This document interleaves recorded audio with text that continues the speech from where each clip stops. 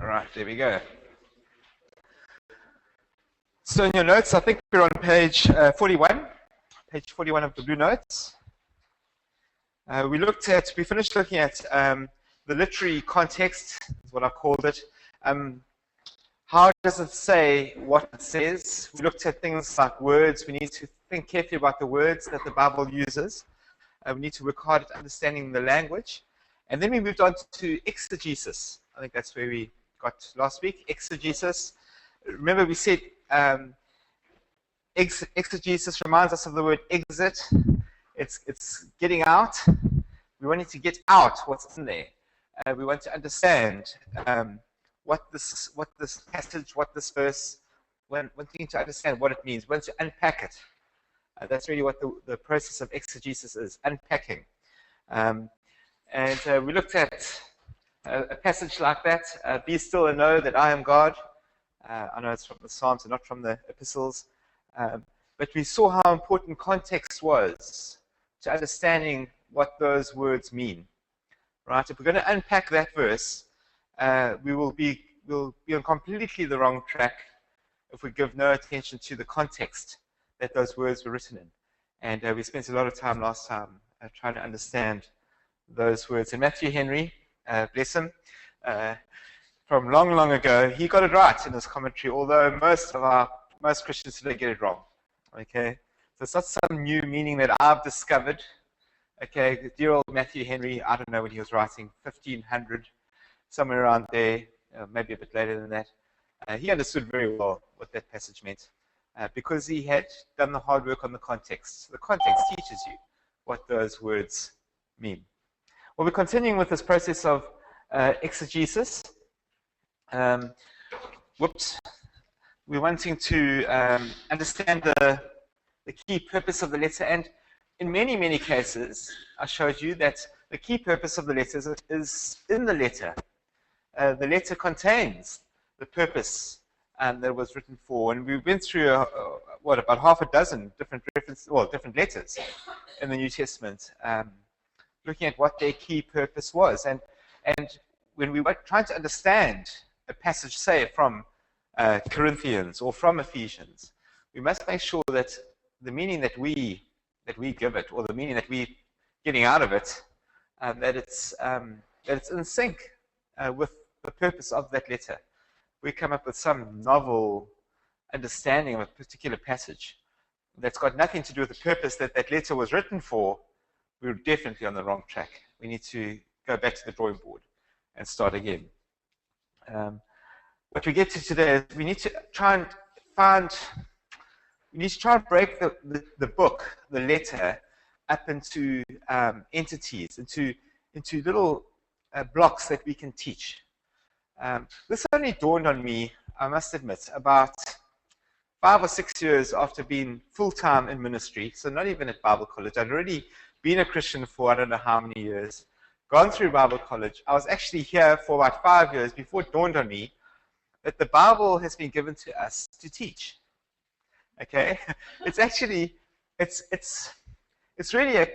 a whole lot of sermon material. It has been given to us with the express purpose of teaching it. It is a book that is meant to be used in teaching. Everything you need to write a sermon or to write a talk or to teach kids is in the Bible. The way the authors have constructed the Bible, and especially the Gospels, as we'll get to when you look at the Gospels, the way they've even put the Gospels together, you can see that he's expecting us to teach it. And we've got to do the work of trying to work out, where does the block start and where does the block end? What are we meant to be teaching? I know in some churches, maybe in some of your own churches, certainly some churches I've been part of, the pattern was to teach almost, well, certainly verse by verse through the Bible, if not word by word, almost through the Bible. And we can say for sure that that's not how the Bible is meant to be taught. The Bible is meant to be taught block by block. I'm just going to sort this door out with the slams in it. And so we've got to try and work out what is the block that we are meant to teach. What was the author intending when he wrote the letter? as he moves from one subject to another, we're expected to follow that pattern as we teach the Bible. So try and work out in your Bible what these blocks are.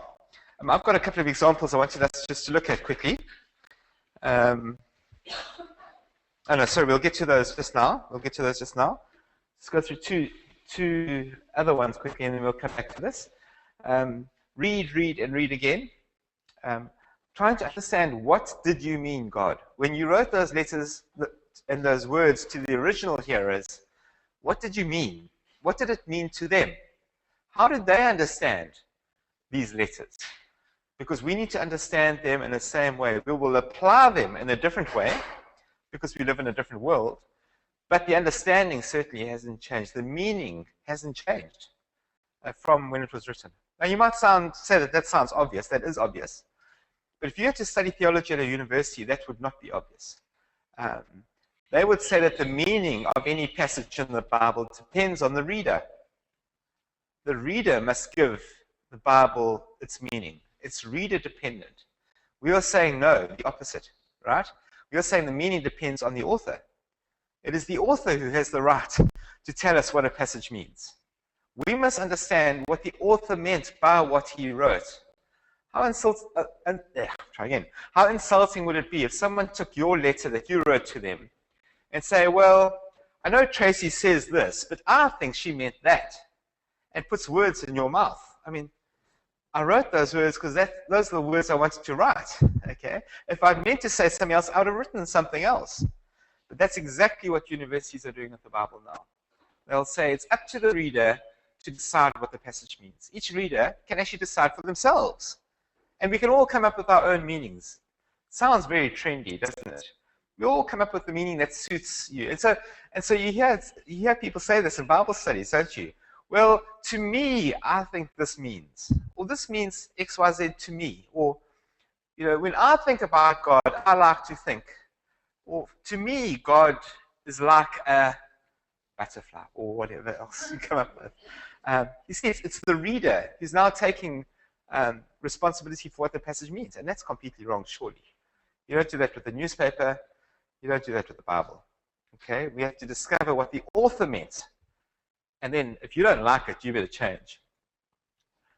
Okay, we're getting warnings that the sound is deteriorating. Guys out there, if you're struggling, give me a shout. Our internet speed goes up and down, and that just messes up the broadcast, I'm afraid. And so read, and read again, preferably as we've seen in different versions, to try and get to grips with what the author was saying and what the author meant by what he says. And here we come to the one I was thinking about. Find the natural, logical divisions in the Bible. I want us to do a little exercise quickly. Have a look at 1 Corinthians chapter 3. So turn to 1 Corinthians chapter 3.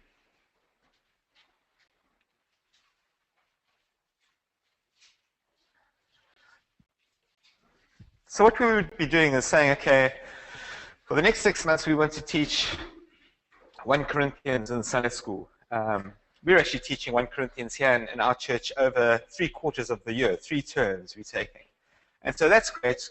Grant sitting in his ivory tower above us, don't mention this term, says, Andy, I want you to lead the Bible study leaders in understanding 1 Corinthians. We want to teach it. 2013 is the year of 1 Corinthians. Okay, and then Andy sits there, now where do I start? How do I break this book up? And so we've got to break it up into, as we've said in point 2 there, the unit is going to be 1 Corinthians. Okay, we're not going to be bothered with Galatians yet. We'll not do that next year. So the unit is 1 Corinthians. How do I break that up into different teaching or preaching entities? Well, as you read through 1 Corinthians, we'll see that, well, the one way to do it would be just to use it chapter by chapter. Just teach chapter 1 and then chapter 2 and then chapter 3. But those chapters weren't given by the authors. Okay, those chapters were put in way later. We'll look at that in the next point. And so that's not going to be the most helpful way to teach a book. I believe that the only 2 books in the Bible that follow the chapters are Jonah And, well, there are some letters that are literally one chapter long, you know. So, um, Philemon, for example. They say Philippians, but I want to show you just now that I think Philippians, actually, the chapters aren't helpful there either. We need to forget about the chapters and try and work out where's the block, where's the thinking going? Where's the author's thinking? Where was he stopping one idea and starting a new idea? And so I might then say, okay, out of 1 Corinthians, I think chapter 1 to 4 is one block. And we could talk about how I think that. That's one big block, but that's too big to teach at a Bible study. Okay, your poor people will walk home reeling under being bombarded with so much information. So I need to break it down smaller. And you might think that this chapter 3, there's a logical division from verse 5 down to verse 17. Well, he starts in verse 1. Brothers, I could not address you as spiritual, but as worldly. Okay, he's reprimanding them there. That's not a good thing that he's saying. He says, I wish I could talk to you as spiritual people, but unfortunately, I've got to talk to you as worldly people. You're behaving in a worldly way. You're mere infants in Christ.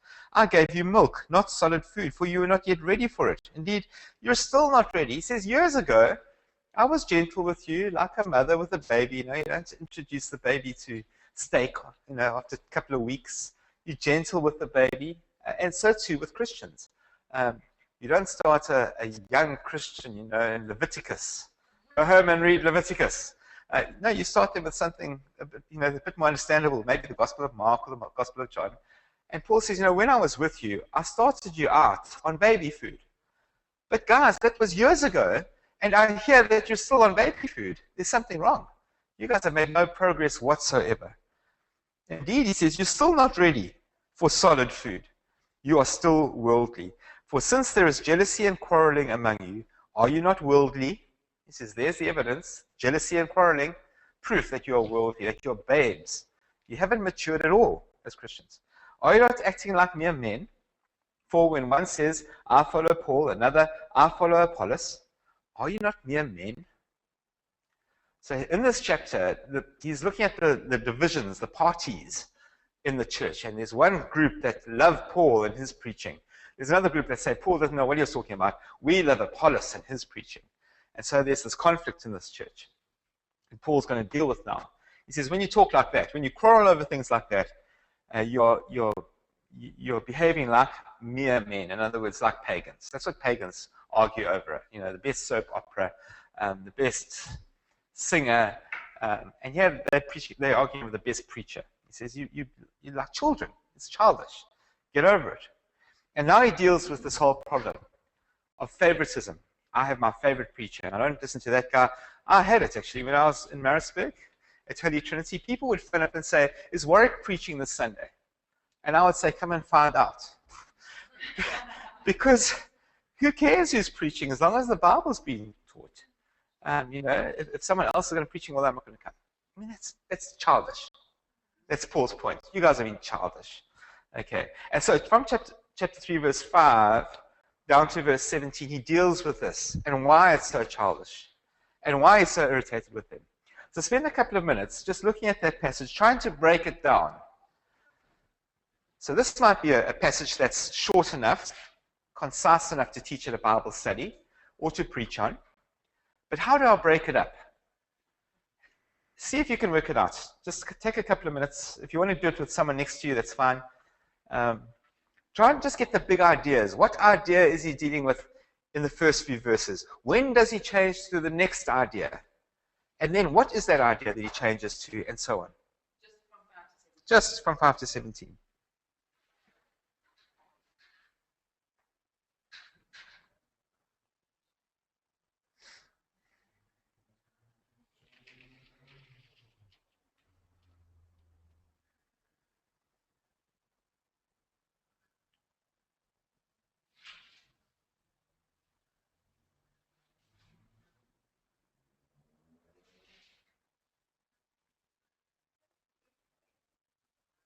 At least make sure you read through it, and then we can discuss it.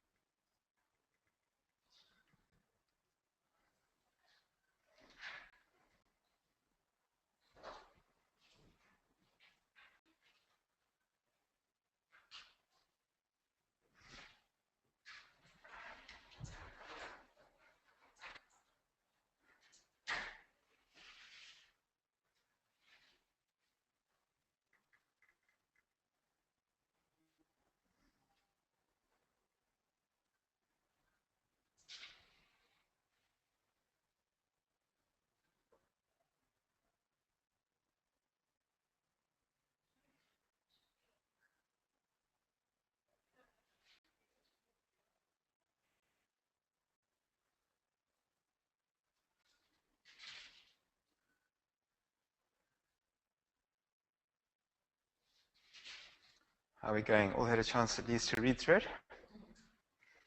Not easy at one reading. That's why, what is the point before? Read, read, and read again. We can't spend an hour doing that now, but really it does. It can take an hour just reading the passage over and over and over and trying to pick up. You suddenly start seeing words that are repeated. My favorite is when I see a pronoun that changes. Pronouns are my friends. So if suddenly he changes from talking about you to me or us, then suddenly that gives you the key to what he's saying. Pronouns are fantastic. But you only notice that after reading it a couple of times. Suddenly it strikes you, hang on, he was talking about you and I was talking about me. And when he starts talking about us, usually it's the apostles saying we or us. He's talking about the other apostles, right? Not we in this room. And that comes from just being familiar with the text. Well, let's have a look at this passage and see if we can make some sense with it. Maybe I should have said at the beginning, do you agree that chapter 3 actually probably is a good place to start? In other words, not in chapter 2, verse 15. Have a look at how chapter 2 ends. And never mind what it means, but from verse 16, for who has known the mind of the Lord that he may instruct him? But we have the mind of Christ. Brothers, I could not address you as spiritual. Can you have there's definitely a change? Just if you read it carefully, with expression, thoughtfully, you can see he's putting a ruler. Okay, he's ruling off a section, but he says, we have the mind of Christ. And then the next sentence, brothers, I could not address you. It's something brand new now he's talking about. So chapter 3 is a good place to put a chapter. Well done to the guy who did that. Got that one right, I think. So from verse 5 then, who can give us some feedback on changes in ideas or change in the flow of the argument? How does the flow go?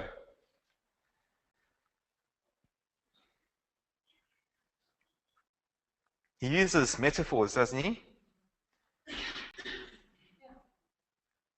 That's his way of dealing with this. What metaphors does he use in this passage? You could list some of them.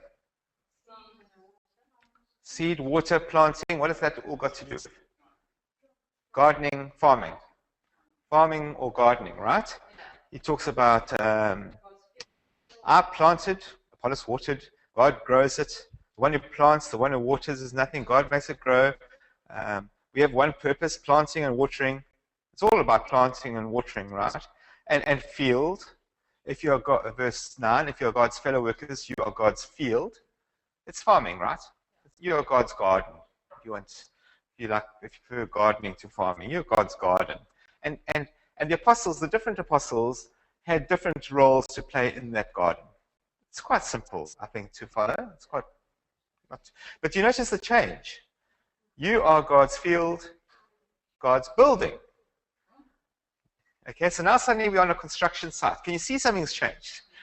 From a garden to a construction site, from a farm to a building. Okay, you're God's building. And now he goes on to talk all about building, construction. Suddenly Tracy feels very at home here. Okay, we have an expert builder, I guess a master builder, a master bricklayer he's talking about, verse 10. Someone else is building on a foundation, so it's building language. Careful how you build, though. Verse 11, he talks about foundations and foundations that have been laid and don't need to be relaid, and building with gold and silver and stones and wood and hay and straw. Some of those things are building materials, others aren't. But he says, depending on our job, it's like we're building with gold. He says this building will be tested. Okay, this building that we are building will be tested with fire. Verse 14, if what he has built, so he's still on the building theme, he's still on the construction site, but if this building is burned up on the day it's tested, we will suffer loss. You'll suffer loss. And then, verse 16, He changes. Now, it's not completely divorced from the idea of building. A temple is a building. But he has changed because he's talking about the process of building. Okay, and being careful how you build and be careful with the materials you use to build with, because it's going to get tested. Then he jumps from that kind of process of building to a building, a new building. It's a new idea, the temple. Consider the temple, he says. And don't you know that you are God's temple? The Spirit of God lives in you. That's why you're a temple.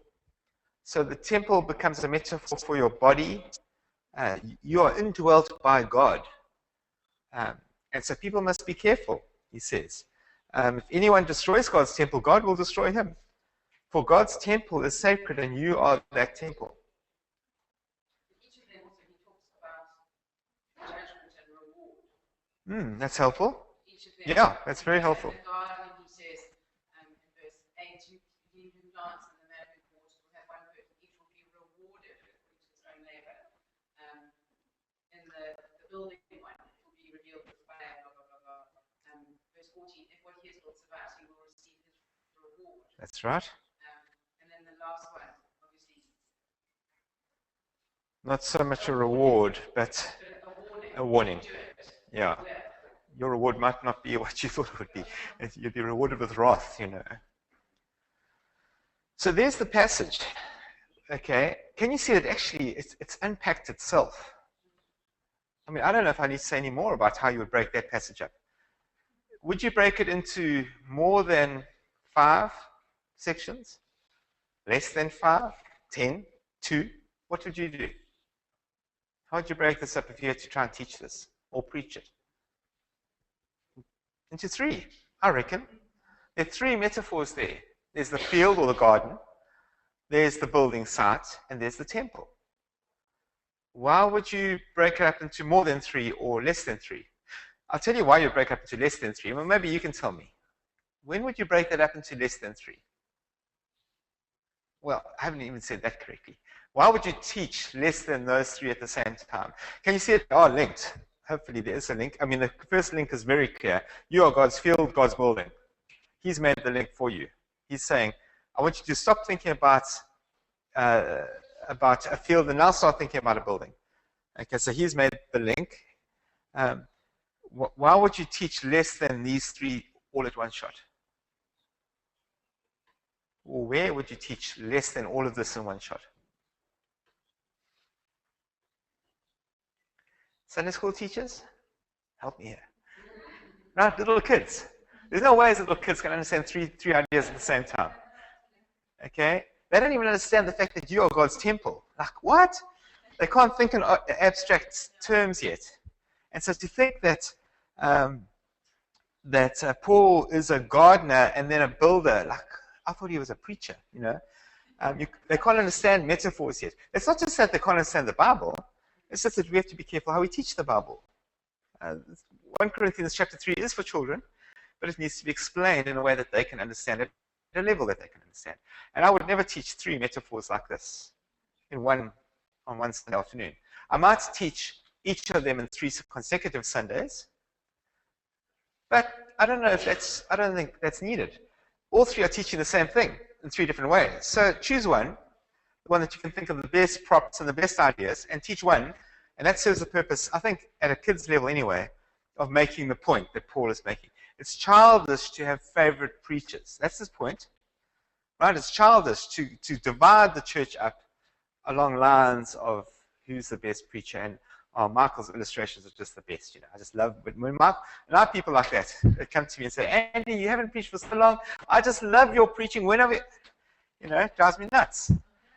Because we're not meant to love the preaching or the preacher. We're meant to love the word that's being taught. Okay. So the point is, don't go running after preachers. And now think of a way to teach it to a child. And use one. I mean, there are 3 great illustrations here. The gardening one would probably be the best for girls. Maybe it's a group of boys who would do the building one. I don't know. And have Lego and actually do it. And someone, you know, you could have a whole lot of different building material. Come on, guys, we've got to put together a building. Not each person their own building, because that's not what you're doing. We are building one building. The church is one. We're all part of the building process. So what I would do is I'd say, okay, guys, we're going to build one big house here. And there's some Lego for you, and there's a bunch of feathers for you, and there's a pile of grass for you. Let's see how we go. Let's see who makes the most progress. Can you see building with grass and feathers? It's going to, you just blow it. Oh, you better start again, hadn't you? That's what it's going to be tested. What you've done with your life, and your little part that you are playing in building this building, is going to be tested. Is the point that Paul's making. You might not be a preacher. You might be terrified of standing up and speaking or teaching in public, and terrified even of kids of doing that. But that doesn't mean you don't have a part in constructing this building. We do. Each one of us has got a task that we must fulfill. But whatever we do, our work is going to be tested. So make sure you're building in the right way, on the right foundation, with the right material. That's Paul's point. Forget about the Apollos, the Paul thing. Let's get on with the building. This is his point. Is that all right? I mean, if you read it slowly, if you think while you read, if you pick up the change in the metaphors, suddenly the passage, you don't actually need a teacher. You've got the Holy Spirit. Okay. You need to maybe be taught how to read the Bible, but once you know what to look for, you actually, we are not priests. We are not gurus with a secret key for unlocking the Bible. No, the words are there. You've got the Holy Spirit. Read it. Read it slowly. Read it thoughtfully. Read it prayerfully. And you'll work it out. There are some parts that will take you longer to work out. And some that you might not work out before you have to ask Jesus, what on earth did that mean? But you can work it out. You can work it out. Let's have a look at Philippians. Because it was nicely contained in chapter 3. Okay, I think chapter 3 is a section on its own. Let's jump over to Philippians, page 4 a little bit.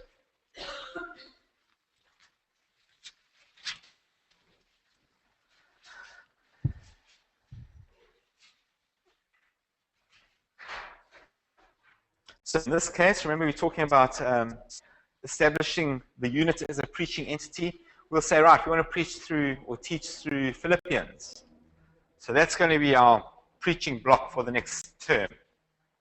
Now, how do I break it down into logical divisions? Chapter by chapter is not a bad way to do it in Philippians. But I want to show you that maybe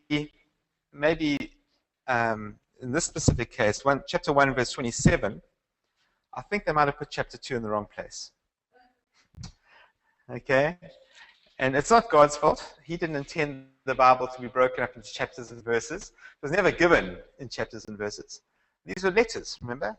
Since when did you ever break down one of your letters that you wrote into chapters and verses? You didn't expect the reader to do that with your letter, did you?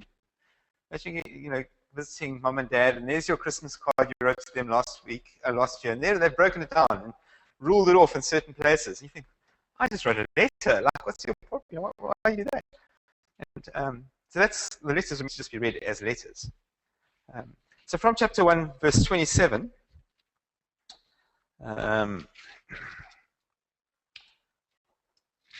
he's been dealing with, he's not sure about his future. Chapter 1, verse 18, I will rejoice. I know that through your prayers and the help of the Spirit of Jesus, what has happened to me will turn out for my deliverance. I hope I won't be ashamed, but that God will give me courage, so that if I die, I will be faithful to the end. He says those amazing words in verse 21. For me to live is Christ, and to die is gain. Just think about that for a second. I know it's got nothing to do with what we're doing. But those words, for me to live is Christ, and to die is gain. How do we describe death? Gain? Loss. I'm so sorry about your loss. Don't we say those words to people? I'm so sorry about your loss. That's not Christian to think like that. For Christ, for Paul, to die is gain. It's amazing. And the only reason he wants to stay living is for me, to live is Christ. My only purpose, he says, to go on living is Christ, his glory, his kingdom, telling people about him. That's the only reason I would like to get out of this prison cell alive. But you know what? If I don't get out of this prison cell alive, I've gained.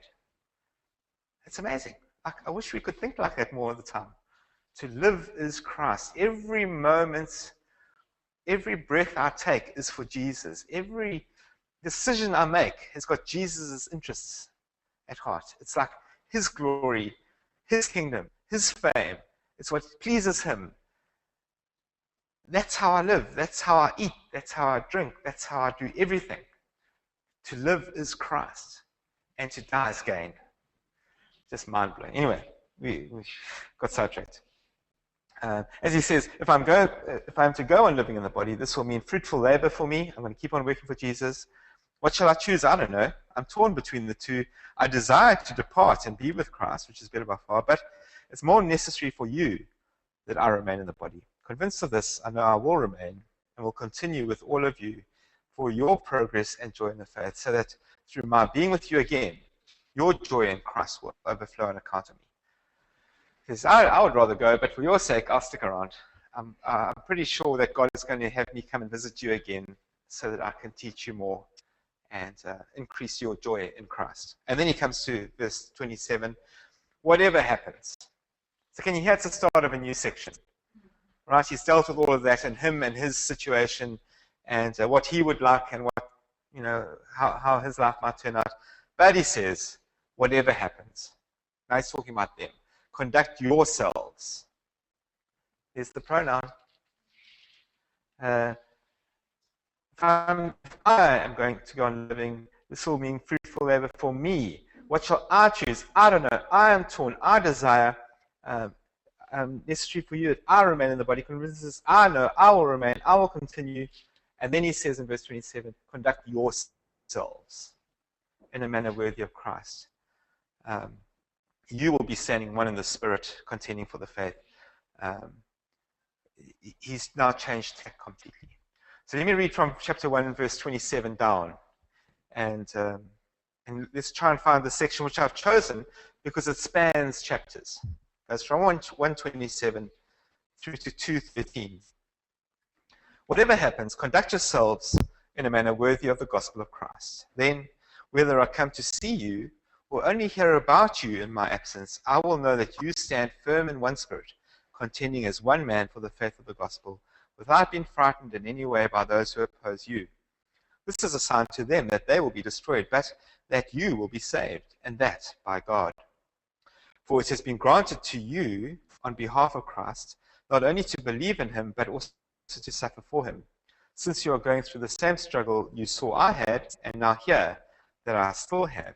If you have any encouragement from being united with Christ, if any comfort from his love, if any fellowship with the Spirit, if any tenderness and compassion, then make my joy complete by being like-minded, having the same love, being one in spirit and purpose.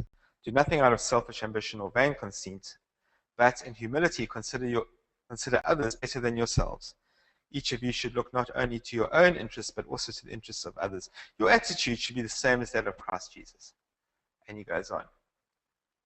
Can you see that? I think that just to start in chapter 2, verse 1, you might be shortchanging yourself, shortchanging the people you're teaching. It really does just flow, doesn't it? There's no natural break at the end of chapter 1. It really is just a continuation of what he's saying. And he ends up by saying, your attitude actually must be the same as that of Jesus, who went to the cross for you. Which really comes back to chapter 1, verse 27. Conduct yourself in a manner worthy of the gospel of Christ. Your attitude should be the same as that of Christ. It's the same thing. He's saying the same thing in different ways.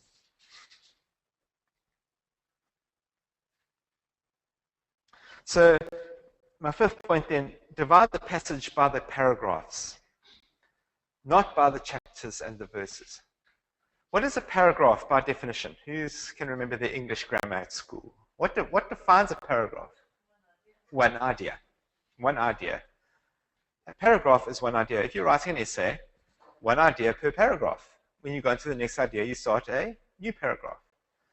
And so work out where the paragraphs are and use those in your teaching, not the chapters and the verses. Not just some trivial pursuit information. Next time you're at a quiz evening, where did these chapters and verses come from? Anyone know, by the way? Yeah, it was actually. It was, and any idea when? A bit longer than that. About 1,000 years ago. That's quite long. But not in Christ's scheme of things. But think about it. I mean, for the first 1,000 years after Jesus, there were no verses and chapters in the Bible. For the first 1,000 years, Christians read their Bibles. They did, actually, yeah. They started out in scrolls, a collection of scrolls. So the Old Testament, remember, Jesus goes to the synagogue and says, pass me the scroll of Isaiah, which would have contained far more than just Isaiah. They wrote lots and lots onto a scroll. And so the Old Testament was scrolls. But these letters were then letters. They were parchments or things like that. But they've got bound together in a book called the Bible. Oh, yeah. Do you know what the word Bible means, though? It means library. What you have is a library. Think about it.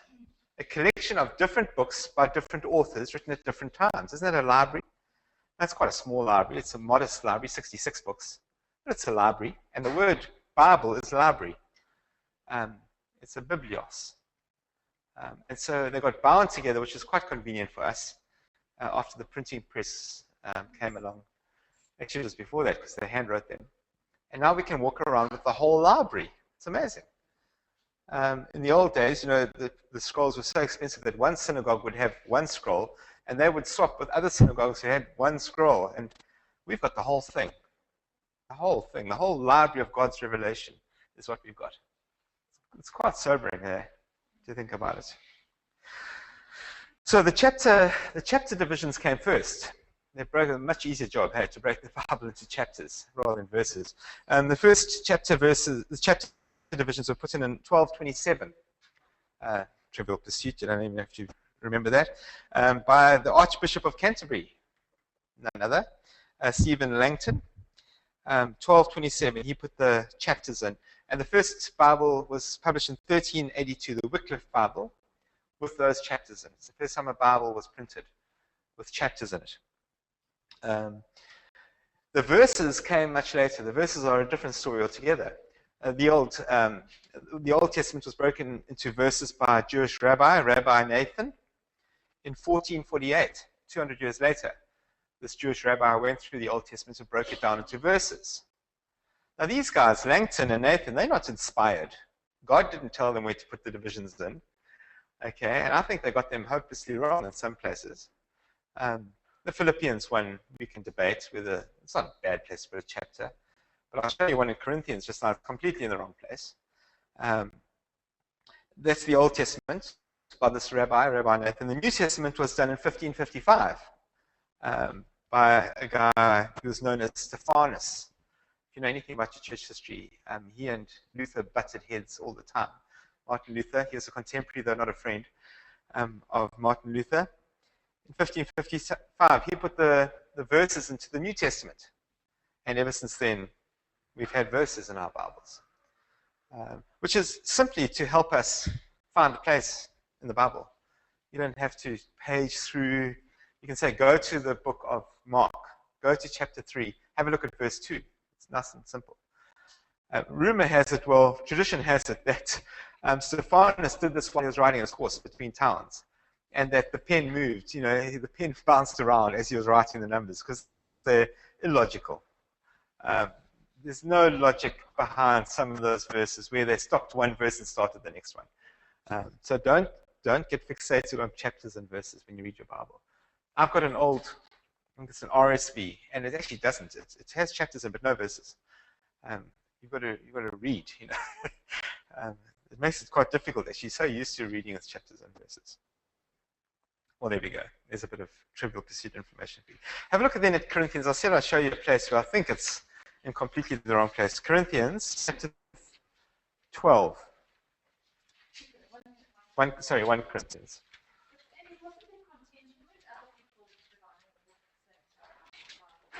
I'm not sure, hey? Yeah, got a bee in his bonnet. Decided he's got time to spare. He's going to go through the whole Bible putting numbers in. Yeah. No. Remember, we're talking about 1500s. Not many people could read anyway. So it was only the educated who went to university, and they were the very privileged who could read at all. So no one really cared. It just might have been a debate in those sort of circles as to where these things should be, but no. So 1 Corinthians chapter 12, and I hope I don't start a riot here. But have a look how that chapter ends. Have a look from verse 29 there. I'm using the verse right there. Useful to have verses. Verse 29. Are all apostles, are all prophets, are all teachers, do all work miracles, do all have gifts of healing, do all speak in tongues, do all interpret? Now, a more helpful way of translating that would actually be, and maybe some of your versions in front of you say this, not all are apostles, are they? Not all are prophets, are they? Not all are teachers, are they? Not all do work miracles, do they? And not all have the gifts of healing, do they? Not all speak in tongues, do they? Not all can interpret, can they? And the answer to every one of those questions is no. No. Not all can. Those are, if you read the chapter, those are the gifts that God has given to the church over the ages. But not everyone can do those things, is Paul's point. And then verse 31, which our dear friend, who was it, Stephen Langton, put the end of the chapter halfway through verse 31.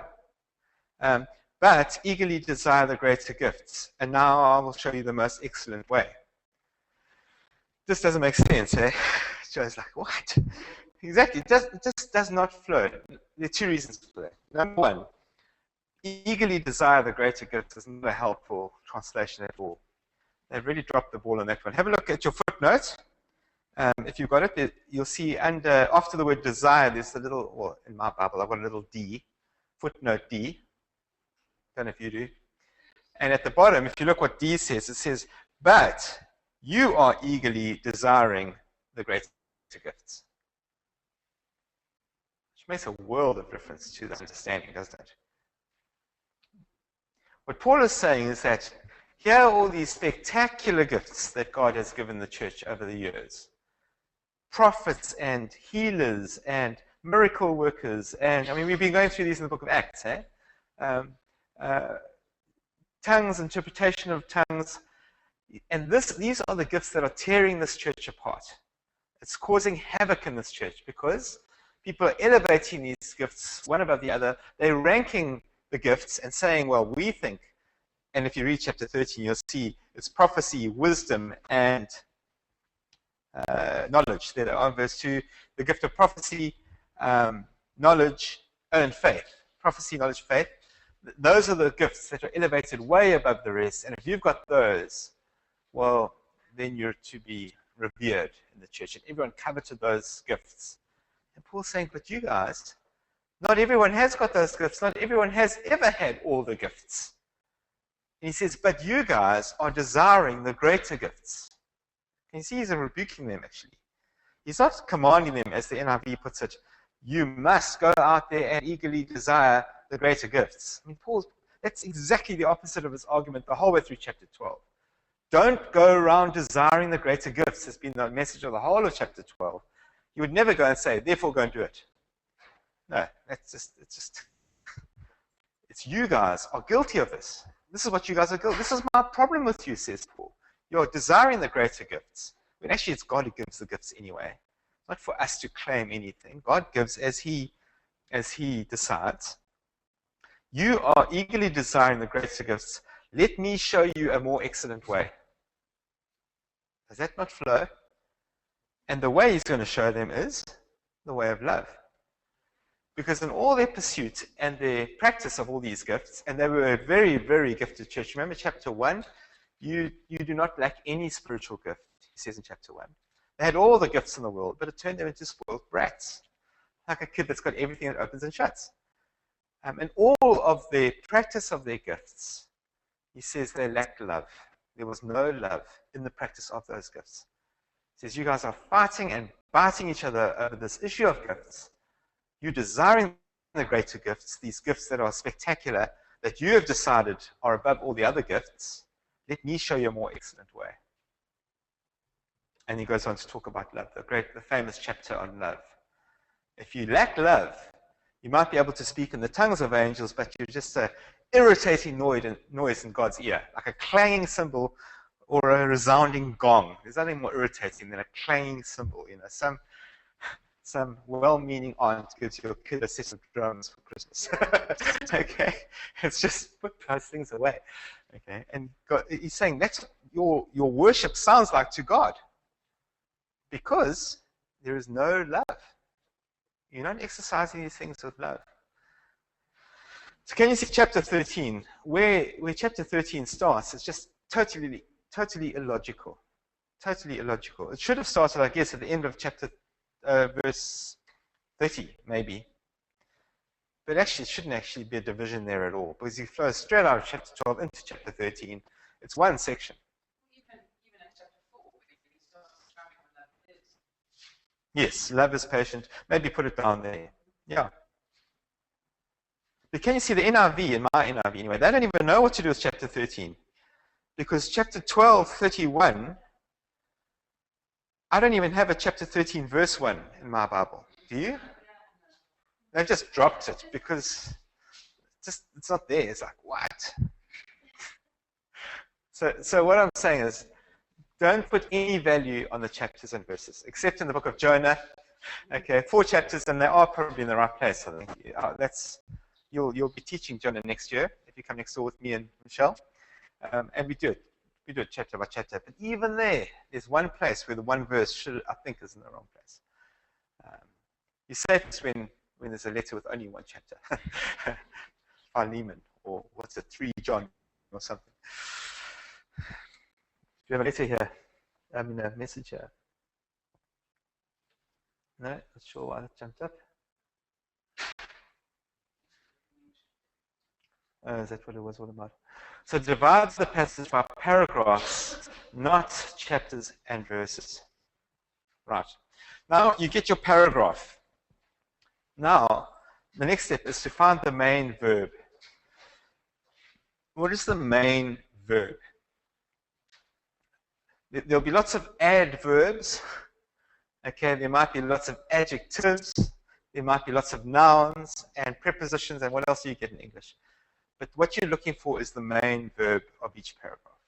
What is the doing word? What does Paul want you to do? Or how does he want you to change? Or what does he want you to think? What is the purpose of him writing this paragraph? What does he want me to do? Well, try and find the verb that shows that to you. Yo.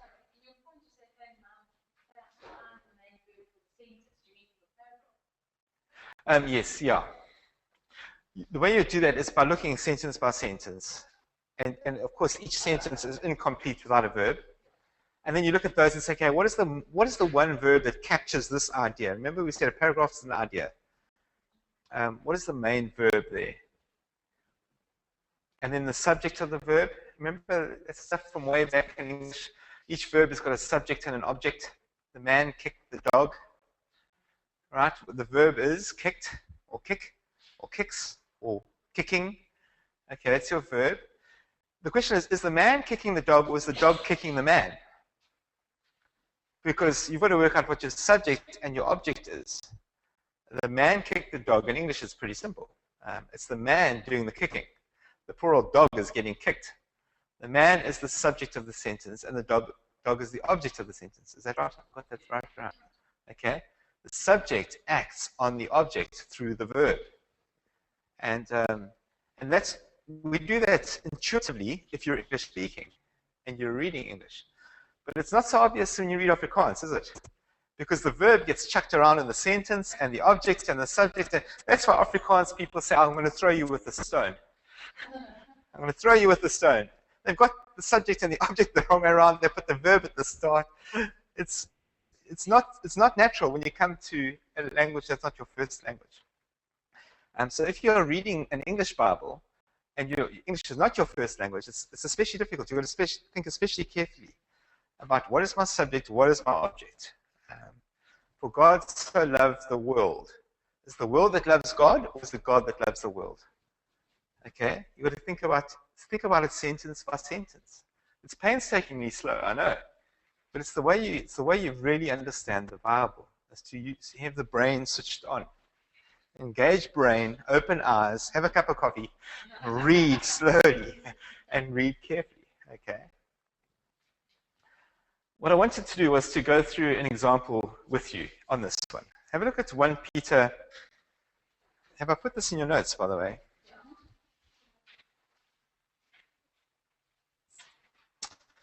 Okay, 1 Peter 1:13. I think I've got it up on the screen. Yeah, you can just look on the screen, because I'm going to throw a couple of versions, different translations up as well, which I've always been saying from the beginning. Read more than one Bible at the same time. Okay, you're wanting to be comparing. I'm not talking about in your quiet time, or when you just, you've got a bit of time and you're in the campsite and you're on holiday. Just pick your Bible up and read it. Just read it. Okay, and you don't have to, you don't have to spend hours and hours memorizing it, and just let it wash over you. I found when I first became a Christian, I tried to read through the Bible once every year. Every year I'd read through the Bible, following a Bible plan. You don't remember anything that you've read. But I'll tell you, after the 3rd year or the 4th year, suddenly it's just amazing how much you're recalling, because you've let it wash over you, let it wash over you, let it wash over you, and some of it sticks. It actually does. And it more and more sticks the more you read it. It all fell apart when the babies arrived. Okay? And there just wasn't time to do anything after that. But here's a verse for you. Let me turn off the light. It is off. Oh, that's bad. Does that help? Okay. Find the main verb. Therefore, prepare your minds for action. Be self-controlled. Set your hope fully on the grace to be given to you when Jesus Christ is revealed. What is, okay, this is not Paul writing, this is Peter writing in his letter. What is Peter expecting you? Well, let me ask you something more simple. How many things is Peter asking you to do here? 3 things, okay? What are they? Prepare your mind. Be self-controlled. Set your hope fully on the grace to be given you. He's asking you to do 3 things. Okay, 3 verbs. Here's the trouble. Well, here's your King James Version, if that's your favorite. Wherefore, whatever that means, wherefore, gird up the loins of your mind. I don't know what that means, but it sounds painful. Be sober and hope to the end for the grace that is to be brought unto you at the revelation of Jesus Christ. Not that easy to understand, right? Thank goodness they gave us newer translations in there. But the point is, how many things are there for us to do? We must gird up the loins of your mind, whatever that involves. Be sober and keep hoping to the end. Well, you buy yourself another Bible. Well, it says pretty much the same thing. The New American Bible.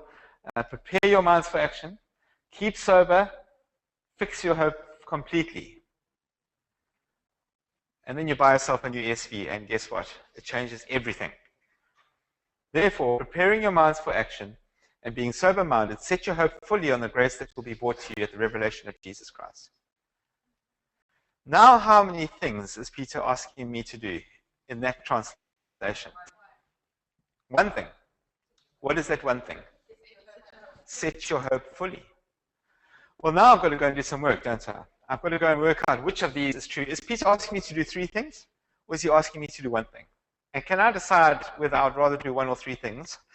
Well, the answer would be no. Let Peter tell me what I must be doing.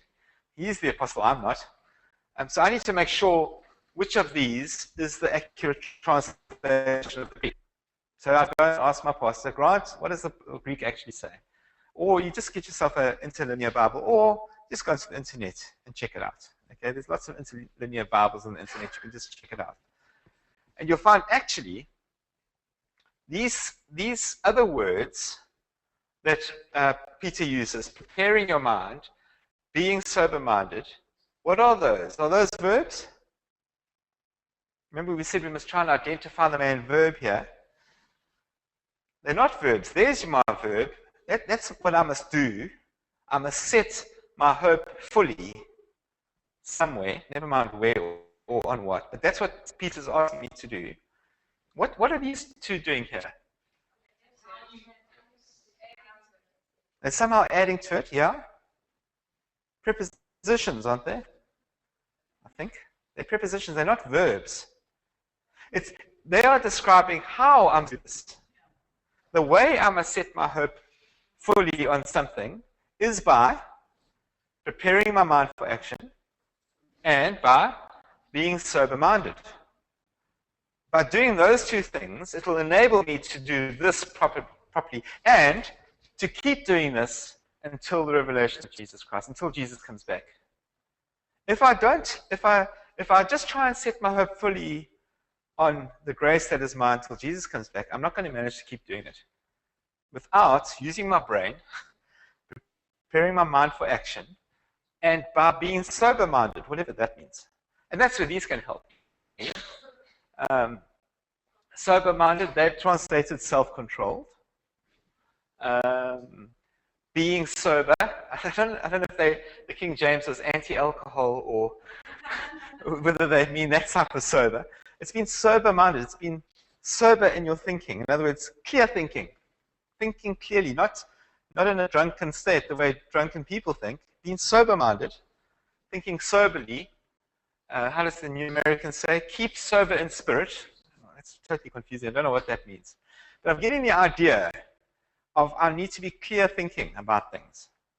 I mustn't just take what's told me. I must go and read for myself. Okay? I mustn't just believe everything I read in the press. I mustn't believe everything that is bandied about in Christian circles. I must use my brain when I read my Bible.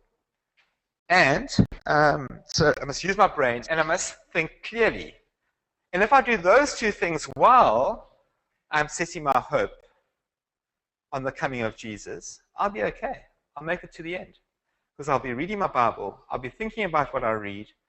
I won't be swept away by some new crazy teaching that's coming through the church. There's always something new. And that will help me to set my hope fully on the grace that is to be given to me when Christ is revealed. The grace that is going to be brought to you when Jesus is revealed. The grace that will be brought to you at the revelation of Jesus. The grace that will be brought to you. I'm getting a pretty clear idea of what he's talking about here. I must keep my hope focused on the grace that is coming to me. My great salvation. That day when Jesus rises to meet me and says, well done, my good and faithful servant. That grace and the inheritance that I'm going to gain and my home with him in the new creation and the new world that he's going to make. I must keep my mind focused on those things. I must set my hope there. Don't set your hope here, is what he's saying. But the way I must do it is by preparing my mind for action and by being clear thinking clearly about these things.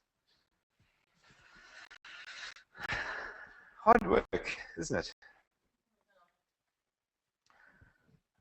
So I'm not saying every morning you need to go through this. Get your 4 versions of the Bible out. Memorize one verse completely out of each of them. And then work out the main verb and all of that. I'm just saying, when it comes to teaching the Bible, which is what we're introducing you to at this point, we're not teaching you how to have a quiet time here. That's in the discipleship course that your pastor will run for you at your church. Rat, I hope you're listening. I hope you're running those sort of courses. Teaching people how to read their Bible, how to pray. Okay? We're saying, no, now you guys are the keenies, right? You guys are thinking, maybe I should be involved in Sunday school. Maybe some of you are involved in Sunday school. We're talking about how do you teach the Bible? You're taking the step up now from just having a quiet time. You're wanting to actually be able to understand the Bible in a way that you can teach the Bible. It's quite a different thing than just reading it devotionally. And I'm saying before I can teach the Bible, I need to be very careful that I've understood it. Otherwise, I could be a false teacher in my Sunday school. I could be teaching heresy. Yo, Rochelle. I'm just a little concerned that when I compare these different versions, I might not know which one is the correct version that I need to. Yeah. Because it's not always the one that makes sense to me. So, yeah. I know. Sonia, I've undermined your whole confidence in the Bible. And, well, if you come along on a Thursday, I'll teach you Greek, and you can just read your own Bible in Greek. Okay, no, not at all, not at all. But your words are quite telling. I'm not sure which one is the correct one. There is no one correct one. Because they're all translations. Every Bible you've got that's not in Greek is a translation of the Greek. But that's fine, that's all right. But it does mean that we mustn't put our faith in a translation. It's just men. It's just people who have translated the Greek. They've made mistakes. The mistakes, especially the King James, they've made some horrible mistakes in the King James. They also didn't have the most accurate manuscripts back in 16 whatever to make a decent translation. They used what they had, and we've since discovered the Dead Sea Scrolls and all of those, which have corrected a lot of the mistakes. I mean, some of the things the King James says is just absurd and outrageous because they've made mistakes. So I'm saying go for quite a recent translation because we've got the most recent Greek documents that's been available to the translators, number one. Number two, the study of languages improves all the time. So the understanding of Greek and Hebrew is improving all the time. As they discover new documents. I read somewhere the other day that they've only discovered, I think I'm right in saying, they've only discovered 5% of ancient documents that are out there.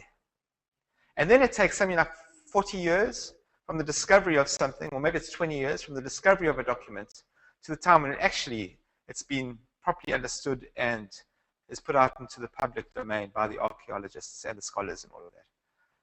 And so the most recent NIV or ESV is depending on documents found back in the 1960s, I guess. So keep up to date with the translations. It's a bit like your software. You don't want to be running, Windows 3.1 because there are problems that have been sorted out in the later ones. So buy a recent translation and read it together with another recent translation. It'll help you pick up where there's problems. And you can see, actually, there's not huge problems here. Even if you only ever owned an NIV and you thought there were 3 things you should do, would you be that far wrong? Basically, there are 3 things that you should do. But actually, 2 of them are describing how to do the 3rd one. It's not a massive problem. There's no one translation that's going to teach you that Jesus Christ isn't Lord. Okay, you're not going to go that far wrong. The problem comes with kiddies' Bibles. I often don't know what to do with my kids and what Bible to read with them. Because they always have the colorful stories, hey? And there's just massive gaps between all the stories in the kids' Bibles. And that's a bit more difficult. Yeah. There's some great ones that have come out recently, though. Some really, really superb Bibles that show Jesus through the Old Testament and into the New. Grab one of those if you can. Then lastly, and we're going to pick this up next week, use flow diagram.